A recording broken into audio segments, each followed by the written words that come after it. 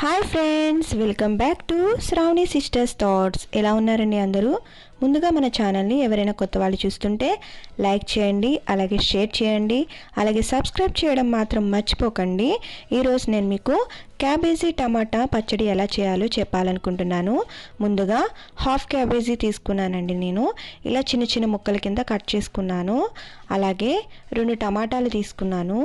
టమాటాలను కూడా ఇలా చిన్న చిన్న ముక్కల కింద కట్ చేసుకున్నానండి. అలాగే కొద్దిగా కొత్తిమీర తీసుకున్నాను.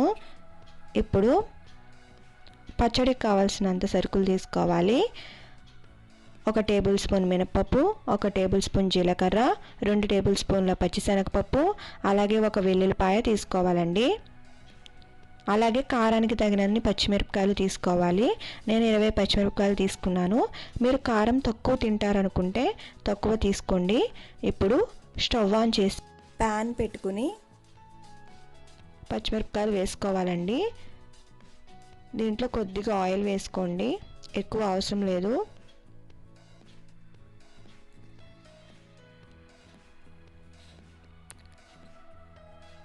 పచ్చిమిరపకాయలు బాగా ఫ్రై అవ్వాలండి. దీంట్లో ఇందాక పక్కన పెట్టుకున్న శనగపప్పు, మినపప్పు, జీలకర్ర వేసుకుని ఫ్రై చేసుకోవాలండి. వెల్లుల్లి రబ్బ అప్పుడే వేయకూడదు.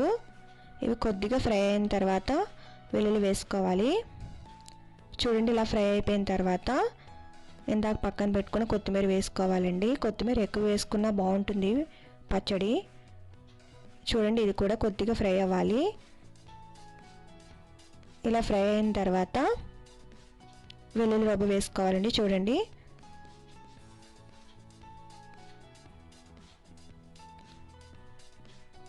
ఇలా ఫ్రై అయిన తర్వాత స్టవ్ ఆఫ్ చేసి ఒక బౌల్లోకి తీసుకుని మిక్సీ పట్టాలంటే చల్లారాలండి. చల్లారిన తర్వాత మిక్సీ పట్టుకోవాలి. అలాగే మళ్ళీ స్టవ్ ఆన్ చేసి ప్యాన్ పెట్టుకుని ఆయిల్ వేసుకోవాలి. కట్ చేసి పెట్టుకున్న క్యాబేజీ అలాగే టమాటా ముక్కల్ని ఫ్రై చేసుకోవాలి.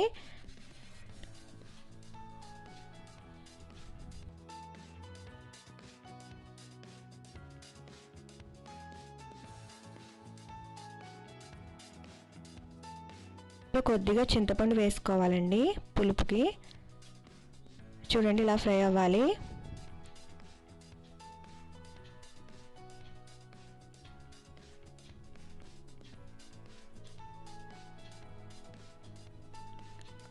చూడండి, 15 నిమిషాల తర్వాత ఇలా ఫ్రై అవుతాయి కదా, అప్పుడు స్టవ్ ఆఫ్ చేసుకుని పక్కన పెట్టుకోవాలండి.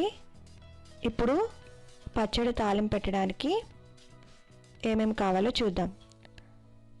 2 ఎండుమిరపకాయలు, కొద్దిగా కరివేపాకు, అలాగే కొద్దిగా మినపప్పు, ఆవాలు, అలాగే జీలకర్ర, 1 టేబుల్ స్పూన్ పచ్చిశనగపప్పు, వెల్లుల్లి రబ్బలు తీసుకోవాలండి.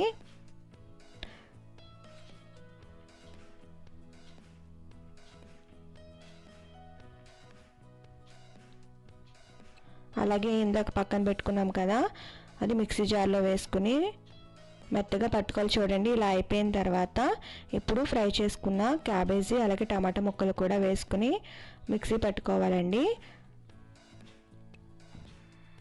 చూడండి, ఇలా అయిన తర్వాత నేను సాల్ట్ వేయడం మర్చిపోయాను. ఇందాక ఫ్రై చేస్తున్నప్పుడు సాల్ట్ వేసి కలుపుతున్నానండి.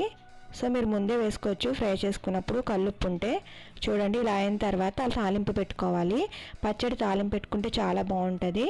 సో అలాగే స్టవ్ ఆన్ చేసి ఫ్యాన్ పెట్టుకుని కొద్దిగా ఆయిల్ వేసుకోవాలి. ముందుగా వెల్లుల్లి రవ్వ వేసుకుని ఫ్రై చేసుకోవాలండి. తర్వాత పచ్చిశనగపప్పు, మినపప్పు, జీలకర్ర, ఆవాలు వేసుకుని ఫ్రై చేసుకోవాలి.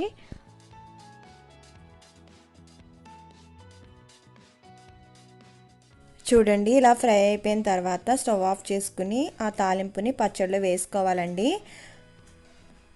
పచ్చడిలో వేసుకొని కలుపుకున్న తర్వాత అయిపోయింది, అంతే. ఎంతో ఈజీగా క్యాబేజీ టమాటా పచ్చడి రెడీ. దీన్ని మీరు కూడా ట్రై చేసి మాకు కామెంట్ రూపంలో తెలియచేయండి. ఈ వీడియో మీకు నచ్చింది అనుకుంటున్నాను. ఈ వీడియో మీకు నచ్చినట్లయితే లైక్ చేయండి, షేర్ చేయండి, అలాగే సబ్స్క్రైబ్ చేయడం మాత్రం మర్చిపోకండి. Thanks for watching.